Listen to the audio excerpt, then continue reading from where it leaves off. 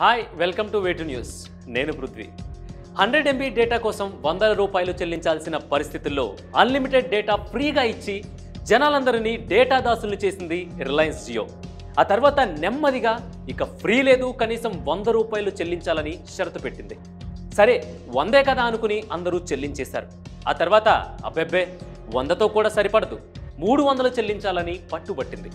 అలవాటు పడిన ప్రాణం వద్దని ఎలా అనుకుంటుంది? సరే కానీ అని మనందరం సరిపెట్టుకుని రీఛార్జ్ చేసుకున్నాం.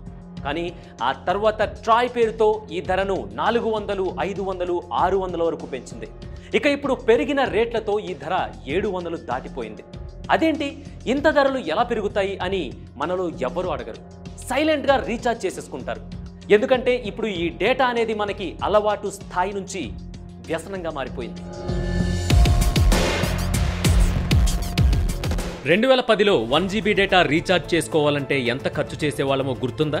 కనీసం ఎలా లేదనుకున్నా 100 నుంచి ₹200 చెల్లించాల్సి ఉండేది.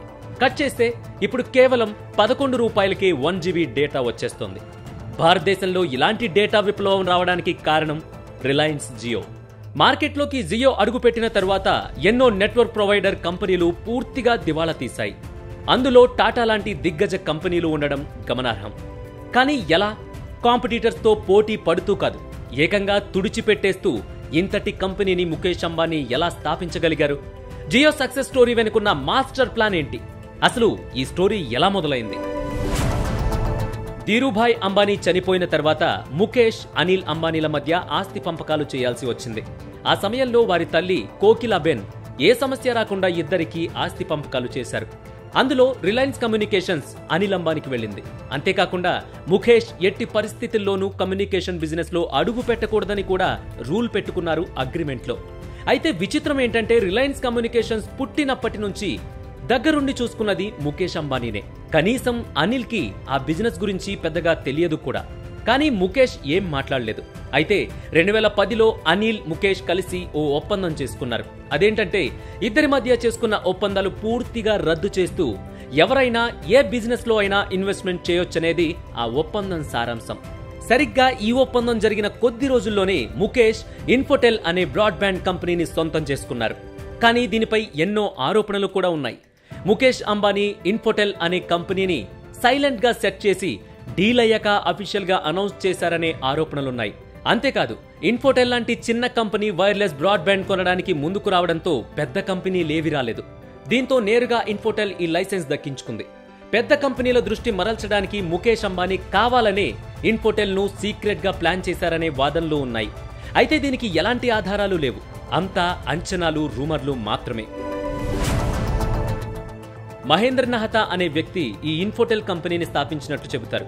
ఇది ప్రత్యేకంగా బ్రాడ్బ్యాండ్ సర్వీసులు అందించడానికే ఏర్పాటైంది. ఈ కంపెనీని 2010లో భారత ప్రభుత్వం నుంచి బ్రాడ్బ్యాండ్ వైర్లెస్ యాక్సెస్ స్పెక్ట్రమ్ వేలంలో ₹12,848 కోట్ల ధరకు దక్కించుకుంది. ఈ స్పెక్ట్రమ్ కోసం ముందుకొచ్చిన ఏకైక కంపెనీ కూడా ఇదే. సరిగ్గా ఇన్ఫోటెల్ కంపెనీ బ్రాడ్బ్యాండ్ స్పెక్ట్రమ్ సొంతం చేసుకున్న కొద్ది గంటల్లోనే ఆ కంపెనీలోని 95% షేర్లు రిలయన్స్ కొనుగోలు చేసి అందరికీ షాక్ ఇచ్చింది. మొత్తం 4,500 కోట్లకు ఈ కంపెనీని కొనుగోలు చేసి కంపెనీ పేరును రిలయన్స్ జియో ఇన్ఫోకామ్ గా మార్చేశారు. అయితే ఈ కంపెనీ విలువ అంతకుముందు ఎంతో తెలుసా? చాలా తక్కువ, కేవలం 2.5 కోట్లు. ఇలాంటి కంపెనీని అన్ని వేల కోట్లు ముఖేష్ అంబానీ ఎందుకు వెచ్చించి కొనుగోలు చేశారు? ఇన్ఫోటెల్ కంపెనీలో 95% షేర్లు కొని 4 ఏళ్లు గడిచేలోపే ఆ కంపెనీని పూర్తిగా రిలయన్స్ లో విలీనం చేసుకుంది రిలయన్స్ జియో. ఇదే ముఖేష్ మాస్టర్ ప్లాన్. ఎప్పుడైతే ఆ కంపెనీ రిలయన్స్ జియోలో విలీనమైందో అప్పటి నుంచి బ్రాడ్బ్యాండ్ సర్వీసెస్ లైసెన్స్ జియోకి దక్కినట్లయింది. అప్పటికే వాయిస్ కాల్స్ కి సంబంధించిన లైసెన్స్ జియో సంపాదించుకుని కొత్త బిజినెస్ కోసం వ్యూహంతో రెడీగా ఉంది.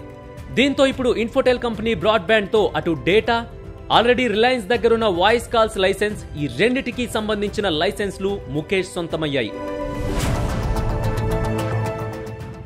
ఒక పక్క రిలయన్స్ లో ఇన్ఫోటెల్ విలీనమై రిలయన్స్ జియో ఏర్పడడమే కాంపిటీటర్ టెలికాం కంపెనీలకు ఊహించని సమస్య. అదే సమయంలో భారత ప్రభుత్వం తీసుకొచ్చిన ఓ కొత్త రూల్తో ఆ కంపెనీలన్నీ ఒక్కసారిగా షాక్కి వెళ్లిపోయాయి. టెలికాం కంపెనీలన్నీ ఇకపై టెలికాం లైసెన్స్ ఉన్నా స్పెక్ట్రమ్ను మాత్రం ఖచ్చితంగా వేలంలో గెలుచుకోవాల్సిందే అనేది ఆ కొత్త రూల్. అప్పటికే ఎయిర్టెల్, వొడాఫోన్ లైసెన్సుల గడువు తీరబోతుండటంతో తప్పనిసరిగా స్పెక్ట్రమ్ అవసరమైంది. కానీ అప్పటికే డేటా స్పెక్ట్రమ్ జియో చేతిలో ఉండడంతో ఎన్నో కంపెనీలు పూర్తిగా దివాళా తీశాయనే చెప్పొచ్చు. ఎయిర్సెల్, యూనినార్, టాటా డొకోమో లాంటి ఎన్నో సంస్థలు ఏకంగా టెలికాం రంగం నుంచే తప్పుకున్నాయి.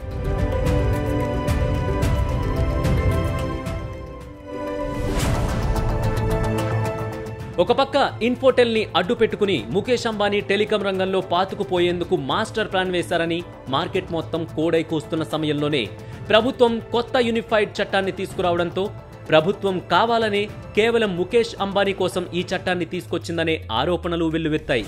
కానీ ఈ విషయాన్ని ఎవ్వరూ నిరూపించలేకపోయారు. ఇప్పటికీ అవి ఆరోపణలుగానే మిగిలిపోయాయి.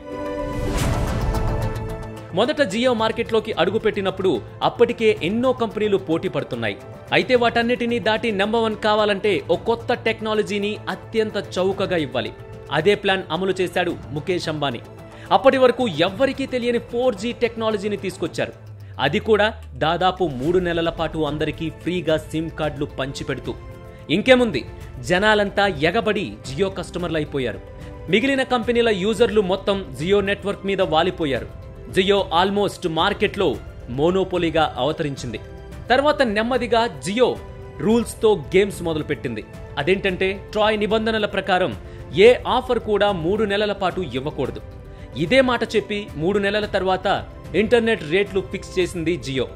అలా మొదలైంది మనల్ని డేటా దాసుల్ని చేయడం. మన అవసరమే అవకాశంగా రేట్లు పెంచుతూ ప్రస్తుతానికి 700 వరకు ఈ ధర చేరింది. ఇప్పటి వరకు జియో గురించి, టెలికమ్యూనికేషన్స్ లో దాని సక్సెస్ గురించి, Jio business strategy, Mukesh Ambani mastermind గురించి తెలుసుకున్నాం. అయితే జియో ఒక్కటే కాదు, ఇదే తరహాలో ఇంకా కొన్ని కంపెనీలు ఇదే తరహా స్ట్రాటజీలని ఫాలో అవుతున్నాయి. జియో ఒక్కటే కాదు, అన్ని నెట్వర్క్ కంపెనీలు ఇదే స్ట్రాటజీని పాటిస్తున్నాయి. ఇప్పుడు ఇంకా మాట్లాడితే నెట్వర్క్ కంపెనీలే కాదు, మనం ఈ రోజు వాడుతున్న ప్రతి టెక్నాలజీ కంపెనీ ఇలాంటి బిజినెస్ స్ట్రాటజీనే వాడుతున్నాయి. అలాంటి కొన్ని కంపెనీల గురించి ఇప్పుడు చూద్దాం. 2005లో యూట్యూబ్ మొదలైనప్పుడు కంపెనీని పెంచుకోవడానికి ఎంతో కష్టపడింది. సరిగ్గా 4 ఏళ్లలో యూట్యూబ్ బాగా పాపులర్ అయింది. దీంతో 2009లో యూట్యూబ్ ప్రతి వీడియో ముందు ఓ అడ్వర్టైజ్మెంట్ ప్లే చేయడానికి ఓకే చెప్పింది. ఆ తర్వాత 2017-19 మధ్యలో ఏకంగా వీడియో మధ్యలో అడ్వర్టైజ్మెంట్లు, డబుల్ యాడ్లు ప్లే చేయడం మొదలుపెట్టింది. ఈ మధ్యలోనే 2018లో మెంబర్షిప్ అనే కొత్త కాన్సెప్ట్ ని తీసుకొచ్చింది. 3 నెలలకు 399 రూపాయల ధరతో ఈ మెంబర్షిప్ విధానాన్ని యూజర్లకు పరిచయం చేసింది. అంటే ఈ మెంబర్షిప్ తీసుకున్న వారికి ఆ యాడ్స్ కనిపించవన్నమాట. 2021 లెక్కల ప్రకారం దాదాపు 3 కోట్ల మంది యూట్యూబ్ సబ్స్క్రిప్షన్ కలిగి ఉన్నారు. చూడ్డానికి ఇది చిన్న సంఖ్యలాగే కనిపించినా దాని ద్వారా యూట్యూబ్ పొందుతున్న ఆదాయం మాత్రం వందల వేల కోట్లు. అలాగే మెంబర్షిప్ తీసుకొని యూజర్లకు యాడ్స్ చూపించి కూడా వాటి ద్వారా వందల కోట్లు సంపాదిస్తుంది యూట్యూబ్. అదిరిపోయే బిజినెస్ స్ట్రాటజీ కదా. ఒక్క యూట్యూబ్ మాత్రమే కాదు, హాట్స్టార్, నెట్ఫ్లిక్స్, గానా, కాన్వా ఇలా 1-2 కాదు, ఈ క్షణం మీ మొబైల్లో ఉండే 90% అప్లికేషన్లు ఇలా ప్రీమియం సబ్స్క్రిప్షన్ విధానాన్నే పాటిస్తున్నాయి. ఈ కంపెనీలన్నిటిది ఒక్కటే స్ట్రాటజీ. ముందుగా ఫ్రీ అలవాటు చేయండి, ఆ తర్వాత దాన్ని వ్యసనంగా మార్చి డబ్బులు గుంజండి. ఇదే బిజినెస్ స్ట్రాటజీతో ఈ కంపెనీలన్నీ ఇప్పుడు ముందుకు వెళుతున్నాయి. అయితే మరి వీటిని కంట్రోల్ చేసేదెవరు?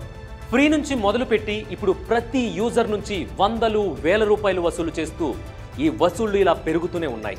వీటికి ఓ నిర్ణీత ధర ఉండదా? ప్రభుత్వాలు వీటిపై ఓ కన్నేయకపోతే మున్ముందు కష్టమే.